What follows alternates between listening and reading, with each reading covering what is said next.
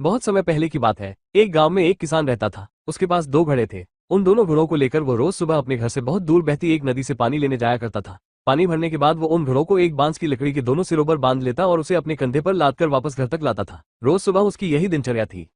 दोनों घड़ों में से एक घड़ा सही सलामत था, लेकिन दूसरा घड़ा एक जगह से फूटा हुआ था। इसलिए जब भी किसान नदी से पानी भरकर घर तक पहुंचता, एक घड़ा पानी से लबालब भरा रहता और दूसरे घड़े से पानी रिसने के कारण वो घड़ा आधा खाली हो चुका रहता था। सही सलामत घड़े को खुद पर बड़ा घमंड था कि वो किसान के घर तक पूरा पानी पहुंचाता है। दूसरी ओर फूटा घड़ा खुद को नीचा समझता था और हमेशा शर्मिंदा रहता कि वो किसी काम का नहीं है। उसे ग्लानि महसूस होती कि उसके कारण किसान की पूरी मेहनत बेकार चली जाती है। एक दिन उस फूटे घड़े से नहीं रहा गया और उसने किसान से क्षमा मांगते हुए कहा, मालिक, मैं खुद पर बहुत शर्मिंदा हूँ। मैं ठीक तरह से आपके काम नहीं आ पा रहा हूँ। किसान ने पूछा, क्यों, ऐसी क्या बात हो गई? घड़े ने बताया, मालिक, शायद आप इस बात से अनजान हैं कि मैं एक जगह से फूटा हुआ हूँ और नदी से घर तक पहुंचते पहुंचते मेरा आधा पानी रिस जाता है। मेरी इस कमी के कारण आपकी मेहनत व्यर्थ चली जाती है।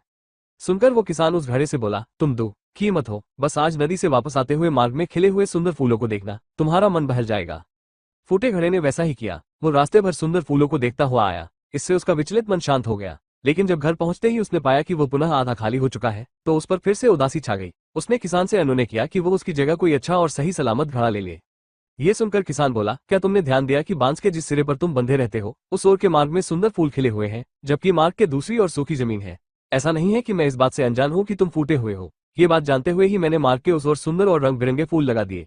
जब मैं नदी से पानी भरकर लाता हूँ, तो तुम्हारे द्वारा उन फूलों को पानी मिल जाता है और वे सदा उस मार्ग को हरा भरा रखते हैं। तुम्हारे कारण ही वो मार्ग इतना सुंदर हो पाया है। इसलिए तुम खुद को कम मत आंको।